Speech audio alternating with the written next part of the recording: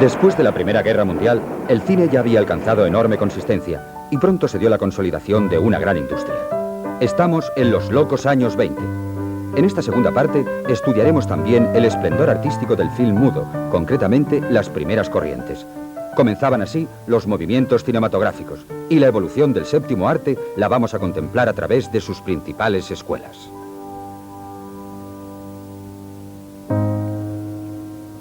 El cine alemán tomó cuerpo industrial cuando se constituyó la productora UFA en 1917. Impulsada por Erich Pommer, contaría con el patrocinio del gobierno germano y la ayuda económica de las grandes firmas. Era el nacimiento del expresionismo alemán, cuya inauguración fílmica vendría de manos de la película que tienen en pantalla. Realizada por Robert Wien, narra la historia del doctor Caligari, hipnotizador que obliga a su médium, el sonámbulo César, a cometer una serie de crímenes y fechorías. Pero al final se trata del sueño de un loco que ha confundido al director del manicomio con Caligari, personaje inolvidable que encarna el actor Werner Krauss. En esta obra maestra colaboraron algunos de los más significativos autores del movimiento expresionista: Walter Reimann, Hermann Ward y Walter Rohrig, arquitectos y pintores famosos.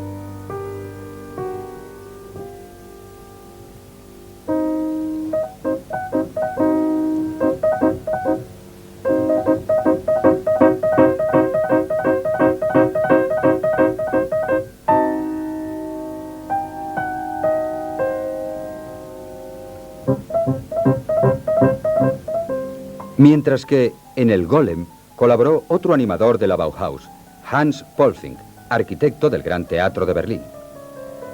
Basado en la novela de Gustav Meyrink, cuenta una leyenda checa del siglo XVI sobre cierta figura de arcilla creada por el rabino Loew para salvar a su pueblo. Interpretado por el propio correalizador Paul Wegener, teórico asimismo del séptimo arte, su personaje influyó en el Frankenstein de James Whale y en el posterior género fantástico de la Universal.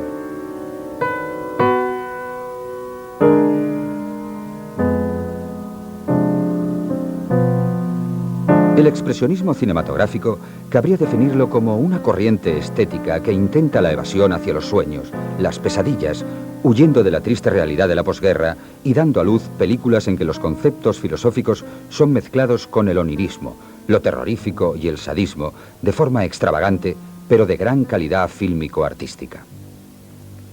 Nosferatu el vampiro, versión de la novela de Bram Stoker, Conde Drácula, donde relata las desventuras del empleado de un agente de negocios que hacia 1830 se adentra en los Cárpatos y se encuentra con el famoso vampiro, quien a su vez se enamora de su esposa.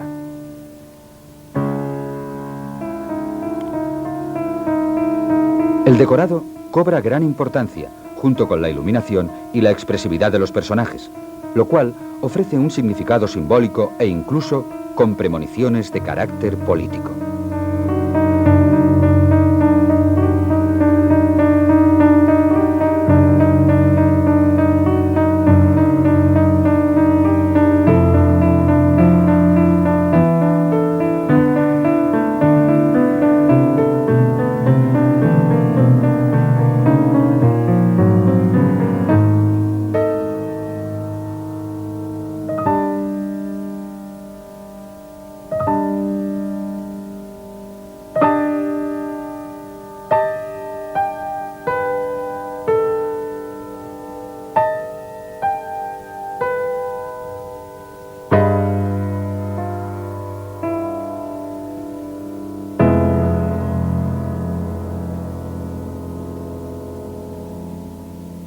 Como sucede, por ejemplo, en este importante film de Fritz Lang, Metrópolis, que no solo sintetiza las corrientes estéticas de la época, incluida el futurismo, sino que apunta la ideología nacional socialista. Con un guión de la ideólogo nazi Thea von Harbou, es una profecía de los tiempos futuros. Se muestra una raza de amos que oprimen a un pueblo de esclavos. Sometidos estos en una ciudad subterránea, se rebelan contra el genio científico que los domina y llegan a un entendimiento solidario.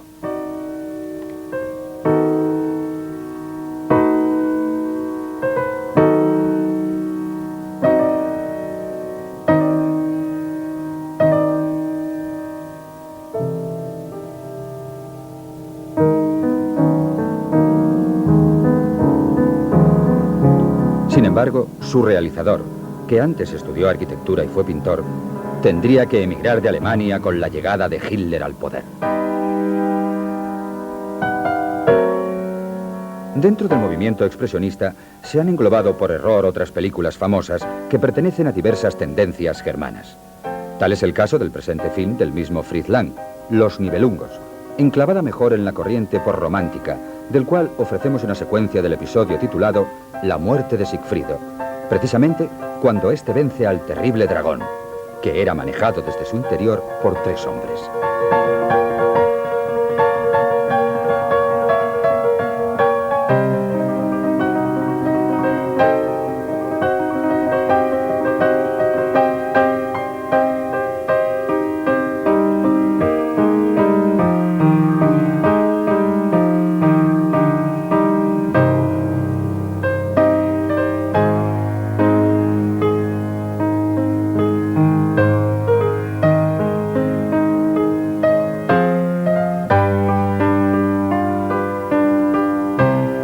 Las otras tendencias son las del cine espectáculo, de aventuras, evasión, el célebre Kammerspielfilm, inspirada en el teatro de cámara de Reinhardt, a la que pertenece esta obra maestra de Murnau, El Último, junto a la corriente realista y el cine realizado por los sindicatos de la República de Weimar. Veamos secuencias de 2 películas clave de Frederick Wilhelm Murnau. Basado en las obras de Goethe y Marlowe y en viejas leyendas germánicas, reinterpreta formalmente el mito de Fausto, que incorpora el actor Gösta Ekman, quien vende su alma al diablo a cambio de su juventud.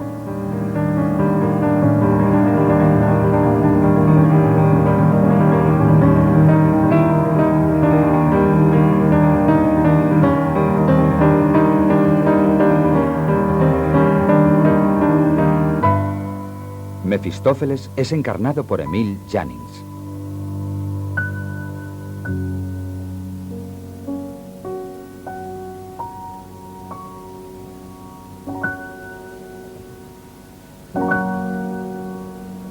Murnau también emigró a Estados Unidos al final de la década, realizando en Hollywood una pieza magistral, Amanecer, con George O'Brien y Janet Gaynor como protagonistas. Relata la tragedia de un campesino que, seducido por una forastera, decide asesinar a su propia esposa.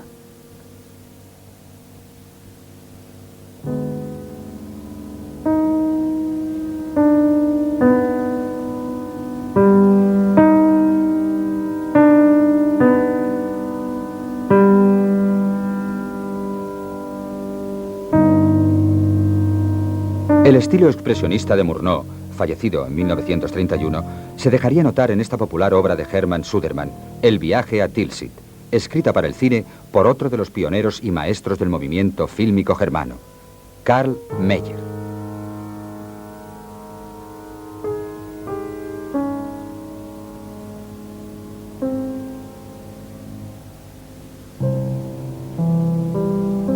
En estos planos se aprecia un notable avance en el lenguaje cinematográfico. Empezaba una nueva era.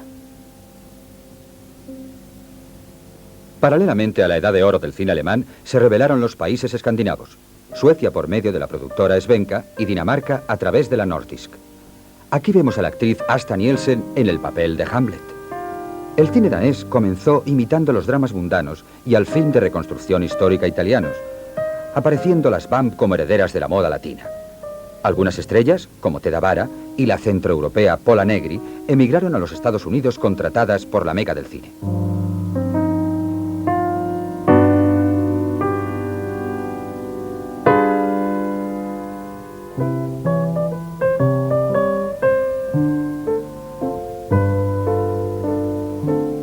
El maestro indiscutible del cine danés fue Carl Theodor Dreyer. Su cine místico, religioso y trascendente hasta invitar a la meditación, junto a su singular estilo narrativo de gran rigor y sencillez formal, hacen de Dreyer un artista inimitable. Veamos imágenes de su obra maestra del mudo, La Pasión de Juana de Arco. Este largo traveling durante el proceso de la Santa Francesa, quemada en la hoguera en 1431 y canonizada por la Iglesia en 1919, da la medida de su arte.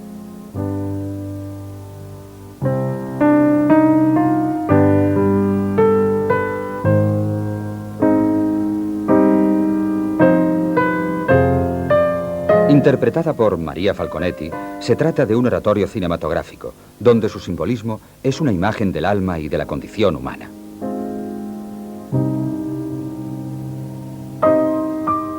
Con esta película, Dreyer revolucionó la estructura del lenguaje fílmico, la sintaxis tradicional, como puede verse por este encadenamiento ininterrumpido de primeros planos, miradas, temblor de labios e incluso pestañeo de los protagonistas.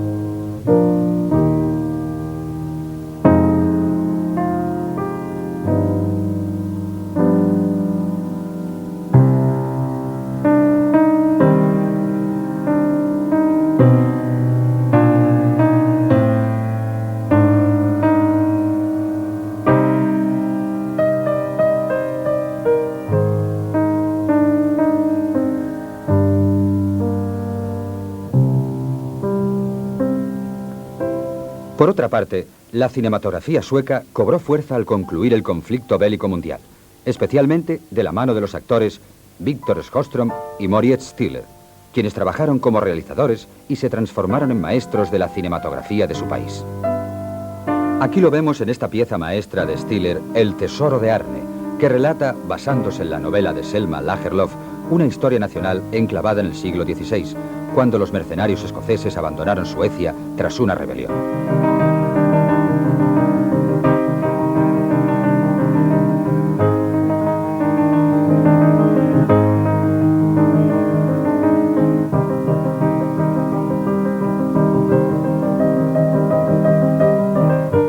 Moritz Stiller, al igual de Sjöström, descubriría la importancia del paisaje, característico de la luminosa tierra escandinava, y ambos hicieron de él un personaje más.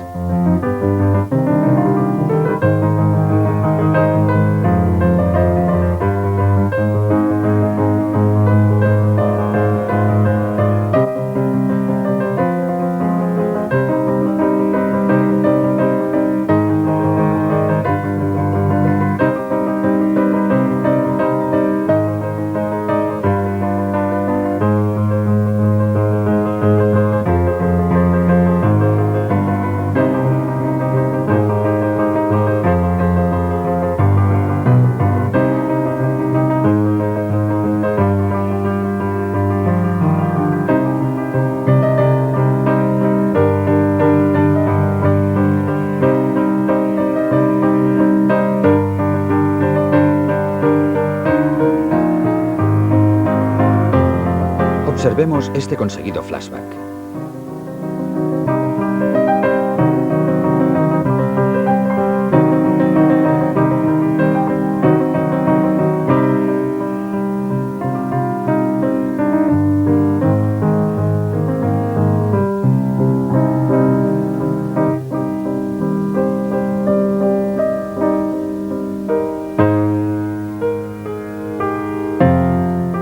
Y a continuación, el impresionante traveling lateral.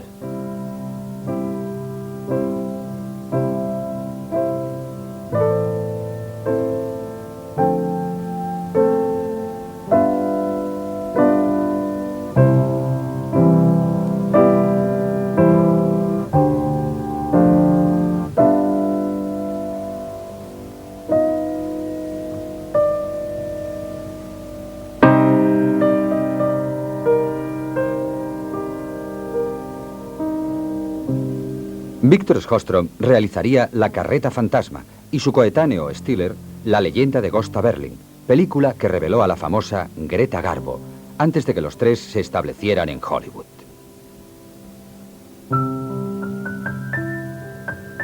Aunque Francia había perdido la primacía del cine mundial tras el monopolio de Pathé Gaumont y la incidencia de la Gran Guerra, en los años 20 resurgió el país galo en el mundo cinematográfico gracias a la primera vanguardia. Se trata del movimiento impresionista, claramente opuesto a la escuela alemana, que ensaya nuevas formas en el séptimo arte. Estamos visionando imágenes de uno de los films más célebres del vanguardismo francés. Narra la tragedia del poeta pacifista Jean Diaz durante la Guerra del 14. Es muy famosa esta escena onírica final, cuando se levantan los muertos gritando: Yo acuso.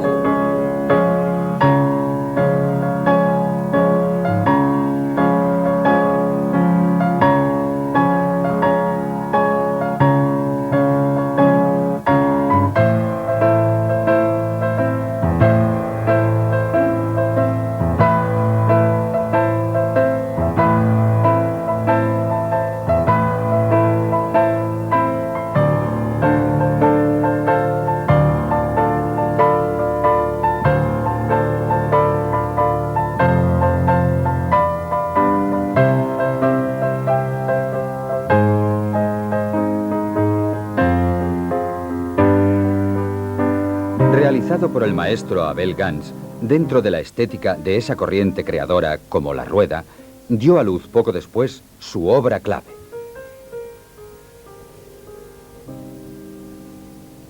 Napoleón, superproducción que sería el primer ensayo de Polivisión, utilizando la triple pantalla. Aquí juega con la yuxtaposición de imágenes en acciones simultáneas y apoyadas por las sobreimpresiones y varias bandas sonoras. Fue el gran precursor del cinerama.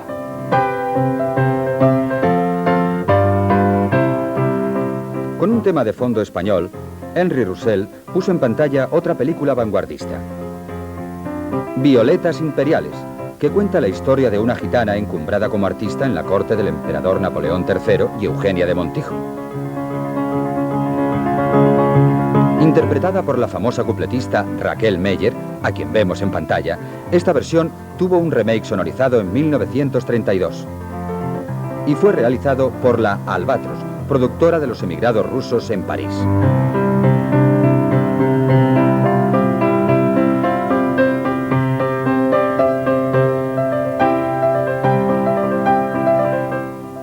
Paralelamente al movimiento impresionista, cabe situar, por tanto, a las producciones de este grupo de rusos blancos que, instalados en los estudios de Montreuil de la Pathé, se uniría a la vanguardia francesa. Realizan cintas tan importantes como El brasero ardiente, que tenemos en escena, donde se relatan los sueños de una mujer a la que se le aparecen tres personajes. Dirigida e interpretada por el actor Iván Mushkin y teniendo como partener a su esposa, Nathalie Lysenko, mezcla el onirismo con la realidad e imita irónicamente los temas que estaban de moda por aquellos años.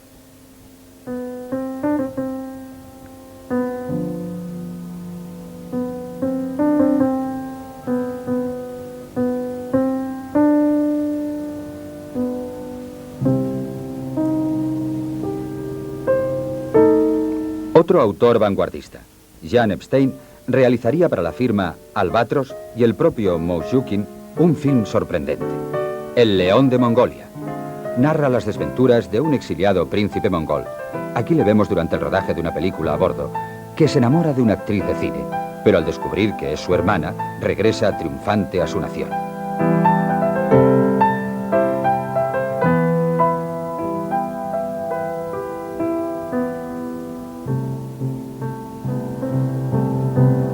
Este film, coprotagonizado también por la Lysenko, pese a la fuerte personalidad de Epstein, quien brindaría después la caída de la casa Usher, conservó el exotismo, la originalidad y el estilo de los emigrados rusos.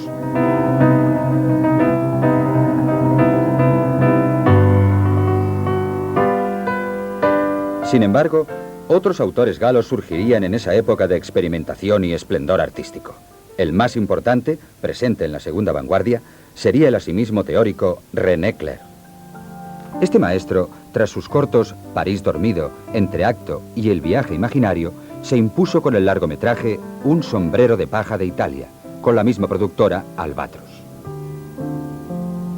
Se trata de una comedia de enredo, basada en la pieza escénica de Eugène Labiche y Marc Michel, en torno al insólito sombrero italiano que desaparece el día de la boda del protagonista. A René Clair lo encontraremos en los primeros años del sonoro como uno de sus innovadores. Estábamos aproximándonos al final de la década cuando surgió una nueva generación en el cine francés. Entre sus componentes cabe destacar a Julien Duvivier. Aquí vemos imágenes de una de sus primeras películas, según la pieza de Henri Bataille. Interpretada por Maria Giacobini, la veterana diva italiana, Duvivier se convertiría después en un notable director de actores y captador de ambientes. En Maman Colibrí cuenta una historia de amor apasionado. Apreciemos la riqueza expresiva de esta secuencia.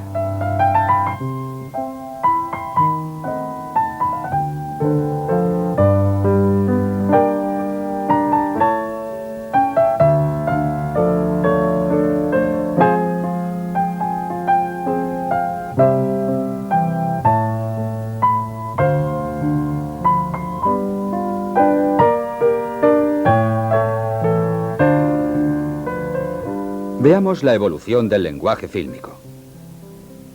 Cómo se salta de un impresionante plano general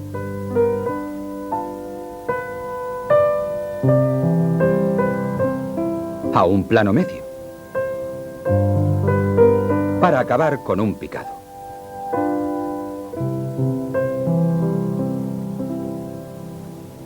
El cambio en la sintaxis del cine se observaría aún más en la escuela soviética.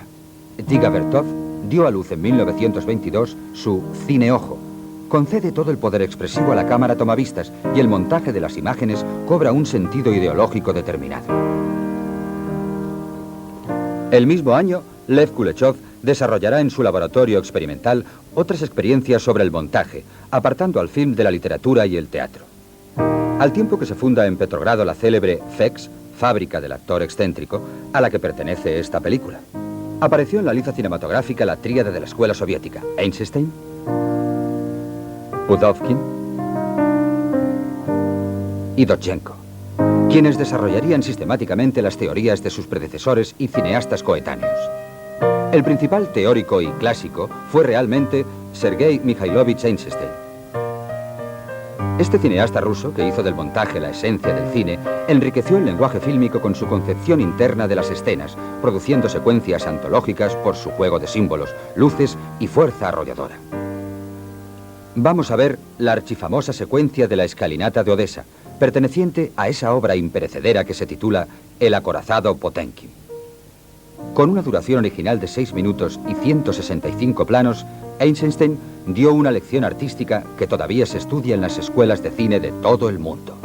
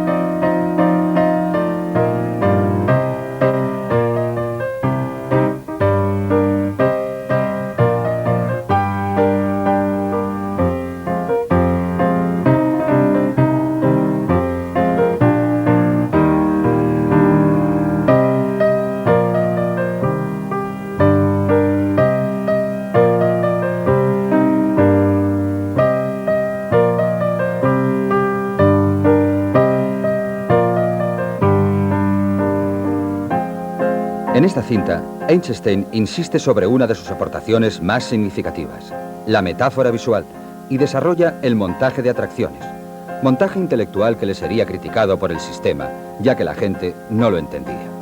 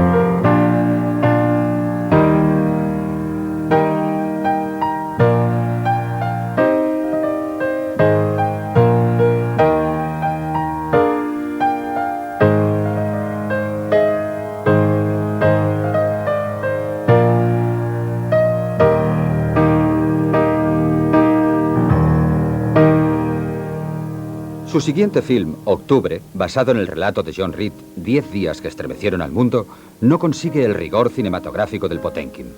Este film panfleto, acerca de la Revolución de 1917, fue realizado por encargo del Partido Comunista para conmemorar la victoria bolchevique. El Soviet Supremo, la industria del cine estaba nacionalizada por Lenin desde 1919, hizo cortar a Eisenstein las escenas en que aparecía Trotsky.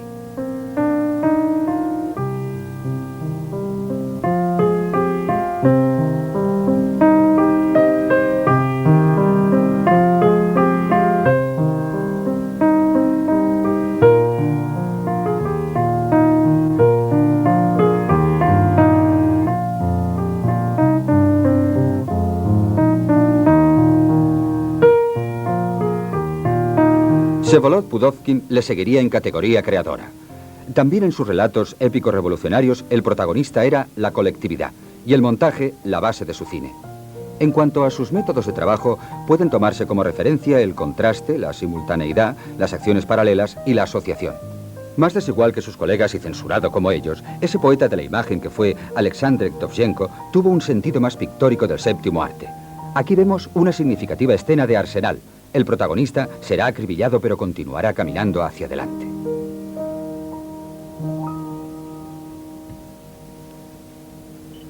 No obstante, los Estados Unidos de América respondieron al despertar europeo de posguerra construyendo una gran industria.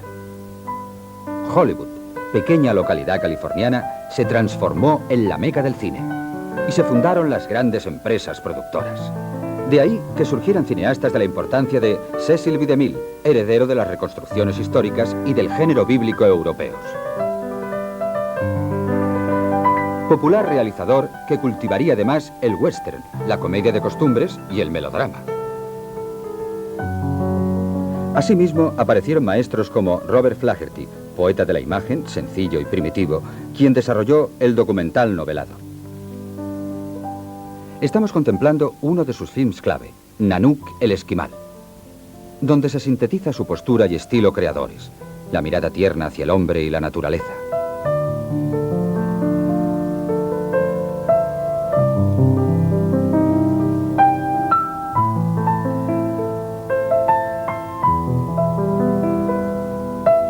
Explorador del Gran Norte canadiense desde 1910, Flaherty filmó esta película en la bahía de Hudson, captando los actos cotidianos de una familia esquimal.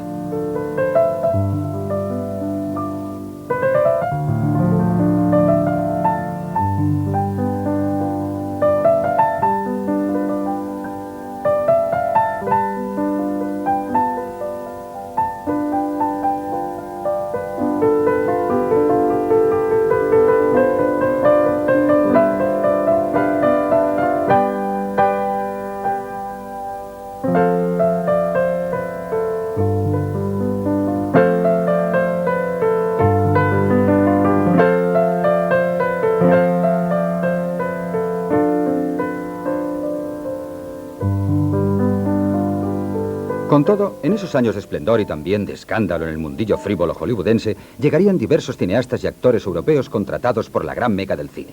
Aquí tenemos a uno de ellos, Erich von Stroheim, en un plano de Esposas frívolas, 1922. Pero su culmen a nivel creador fue con Avaricia, que consolidó el relato cinematográfico virtualmente continuo. Otros emigrados europeos triunfaron por aquellos años en América, como por ejemplo el maestro Lubitsch, cultivador del vodevil y de la comedia brillante, con doble intención crítico-satírica. Estamos visionando imágenes de esta conocida obra de Oscar Wilde que Lubitsch sabría recrear con su toque característico.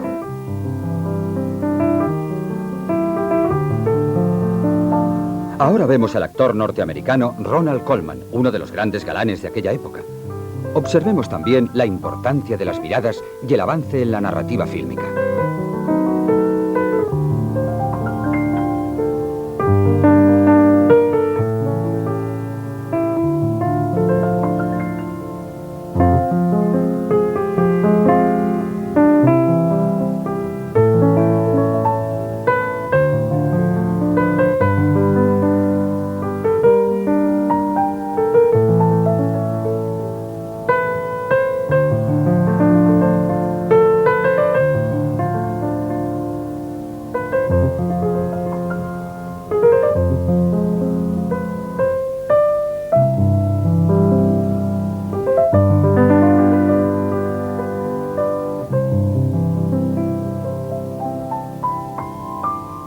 Ernest Lubitsch influiría en otros realizadores de origen judío, Billy Wilder y Otto Preminger. Vienés como los anteriores, Joseph von Sternberg se llevó a Hollywood a la actriz Marlene Dietrich. Aquí les vemos junto a Eisenstein.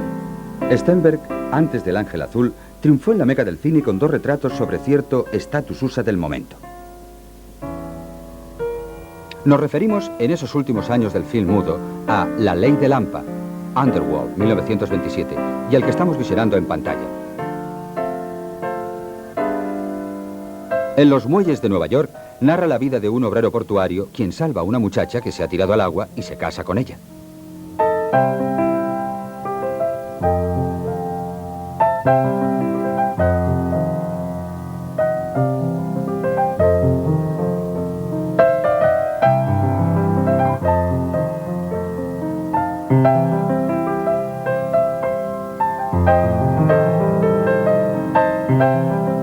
Famosa escena de las brumas. En esta cinta se aprecian claras influencias del Kammerspiel, teatro de cámara, germano.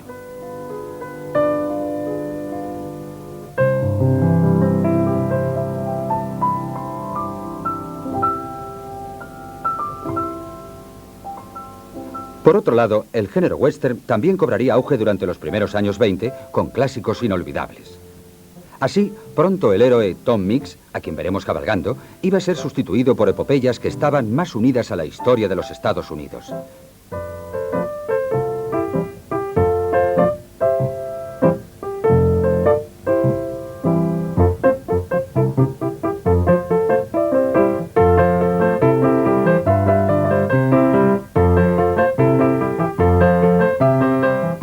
Tenemos imágenes de dos películas de James Cruise, La caravana del Oregón o Hacia el oeste, donde el decorado natural da una grandeza tumultuosa a la colonización del Far West.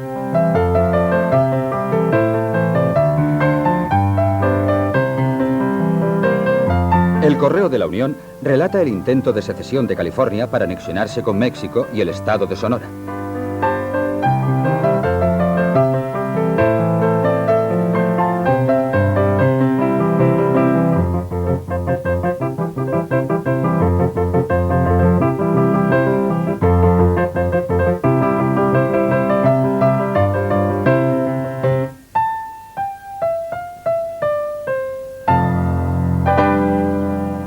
Sin embargo, aún superaría más estas creaciones el maestro John Ford, uno de los más grandes cineastas de la historia del séptimo arte.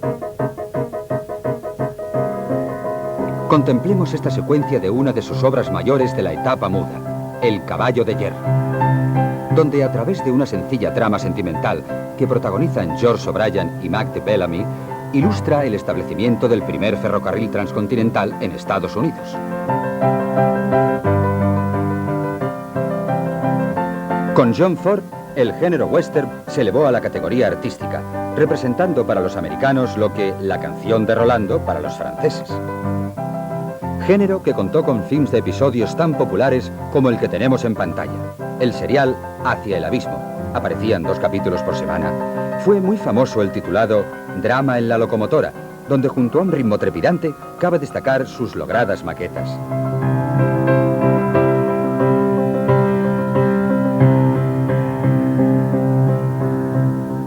También fue en esa época de oro del cine mudo cuando aparecieron muchas stars, figuras fulgurantes de la pantalla silente admiradas por el público mundial. En imágenes, uno de los más célebres, Douglas Fairbanks. Este gran actor había fundado con Mary Pickford, la llamada novia de América, Chaplin y Griffith, la firma United Artists. Le estamos viendo en 2 películas de acción. Otro galán de éxito sería John Barrymore, al que contemplamos junto a Mary Astor en sendos films de aventuras propios de aquellas fechas. Sin olvidarnos de tantos rostros famosos que pasaron por el firmamento de Hollywood con pleno fulgor. Lillian Gish,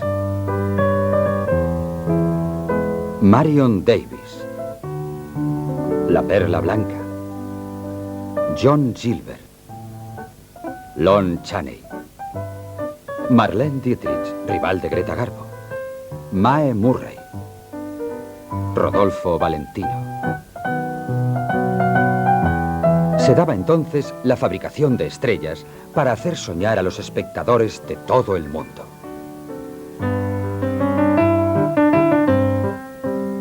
Fue el primer Star System del cinematógrafo, apoyado por un buen lanzamiento publicitario. Con ello, el cine americano llegaría a dominar al mercado, batiendo los récords taquilleros de allende las fronteras. No obstante, tuvo que producirse el crack del 29, la célebre bancarrota de Wall Street, para que el arte fílmico mundial tomara nuevos derroteros. Pero eso forma parte de otra historia.